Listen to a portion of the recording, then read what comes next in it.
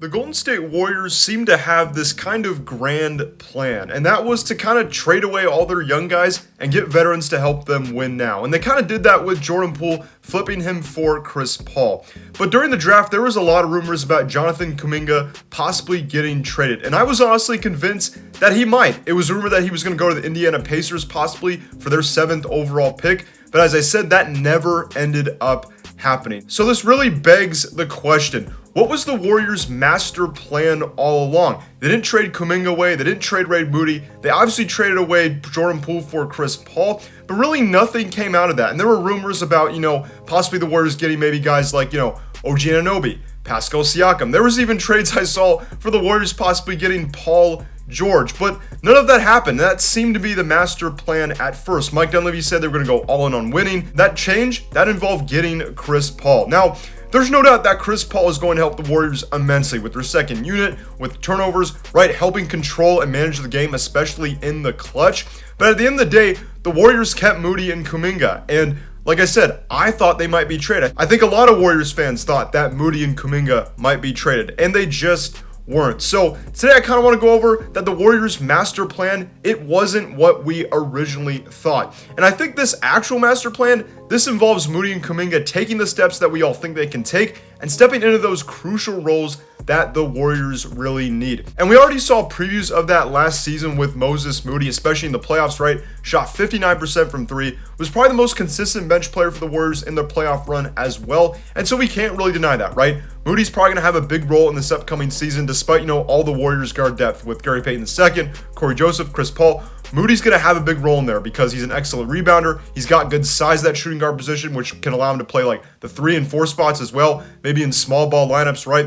And then you got Jonathan Kuminga. Obviously, he didn't play in the playoffs, but he's the main guy I want to get to in this video because, as I said, I don't think the Warriors' master plan actually involved getting a star like we all thought. Now, when they trade for Chris Paul, like I said, there are rumors about them possibly, flipping him for guys like Paul George, Pascal Siakam, right? Using him as trade bait in a sense, and not necessarily wanting to keep him. But as I continue to reiterate, that was not the case. So it really begs a question of what the Warriors have been doing and what really their plan is for their younger players. And with that, I really do think Jonathan Kuminga is going to step into a major role this year. And he already kind of has over the past couple years. We've seen various injuries with, Curry and Green, and Kuminga stepped into the front court really nicely to fill some very important roles for the Dubs. His perimeter defense has greatly improved. His three-point shooting, right? That's up to 37%.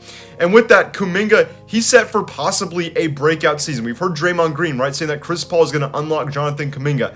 And I have a feeling that this was the plan all along. The plan was never, ever to get another superstar like Paul George or Pascal Siakam, or get somebody like OG Anunoby, or just get any other star that might be available in the trade market, even somebody like Damian Lillard, right? I just don't think that was ever the plan. I think the real plan was to get Moody and Kuminga more minutes. But I think the main player that's going to be affected the most is Jonathan Kuminga. His role is going to be crucial this season if the Warriors want to win another championship. And we already saw hints of it last season, right? He played a lot of small ball 5. He was in some closing lineups here and there, especially when Draymond and other guys were out. But really, I think the Warriors wanted Chris Paul all along, and they wanted Chris Paul to unlock Jonathan Kuminga. I mean, I can already imagine the pick and rolls with Paul and Kuminga. Those are going to be absolutely insane. The dunks that Kuminga is going to throw down, a lot of the easy looks he's going to get. And to be honest, he already got a lot of easy looks last year and the year prior. So I can't imagine with another Hall of Fame point guard setting Kuminga up. I can't imagine what that's going to do for his game, right? Like, I agree with Draymond. It's totally going to unlock Jonathan Kuminga. Because if we're being honest, Kuminga is the exact type of player the Warriors are going to need. A 6'7", do-it-all forward that's athletic, that can shoot, that can pass, that's a good perimeter defender, that can basically guard 1 through 5, and he can play the small ball 5. Like, you couldn't ask for a better player to fit this Warriors system. And obviously, yes, Kuminga's young, right? He's only going to be 21 years old going to his 3rd year, but his role was already crucial last year, despite not playing the playoffs, right? He was crucial in the regular season, and I think that's going to carry over. And I think the main thing originally with Kuminga possibly being traded, in June, it was mainly because, we'd heard things from his representatives saying that he might, want to trade if the Warriors weren't going to promise him a more consistent role, right? Especially in the playoffs. But clearly, I think the Warriors have a plan to unlock Kuminga. I think the Chris Paul trade, I think all the moves they made in the offseason, This was to give Kuminga a better role. We've seen the potential with Kuminga, right? The player he can be. I mean, he's been absolutely tremendous in certain stretches of the 2022 and 2023 season. I think with that, right, we can see his points per game increase to around, like, let's say 12 to 15. We can see his rebounds increase to possibly 5 or 6. Oh, that was something that Steve Kerr noted that Kuminga will need to improve at, and I think he will. We could possibly see his assist increase too. I know he's gotten better as a playmaker, right? He's been able to develop more of his on-ball skills.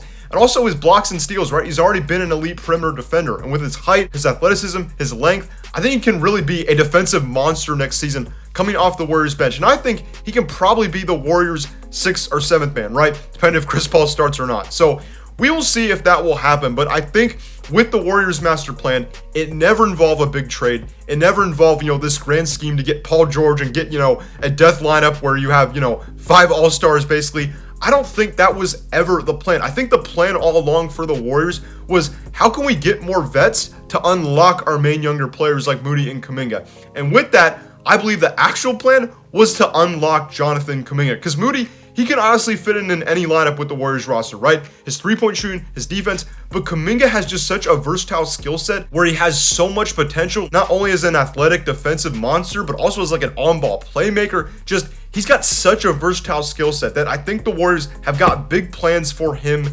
next season. And only time will tell with Jonathan Kuminga. I mean, we will see what happens. I think Kuminga is poised for a breakout year. Like I said, somewhere around 12 to 15 points. Maybe around 5 to 6 rebounds, maybe like 2 or 3 assists, 1 steal, 1 block at least, right? I think with his role, with his need in the Warriors front court, he's going to be a major piece to another possible championship for the Golden State Warriors next year. So let me know in the comments, what do you guys think the Warriors master plan was all along? Because like I said, I don't think it's what anybody thought. I don't think it was ever to trade for a superstar. I think the whole trade with Chris Paul, trading away Patrick Ball and Ryan Rollins, I think this was to open up more opportunity and more playing time for Jonathan Kuminga to thrive as the main forward and this two-way player that the Warriors are going to really need this upcoming season. So as I said, let me know in the comments what you guys think. Thank you so much for watching. Hope you enjoyed this little breakdown, and I will see you guys in the next one. Peace out.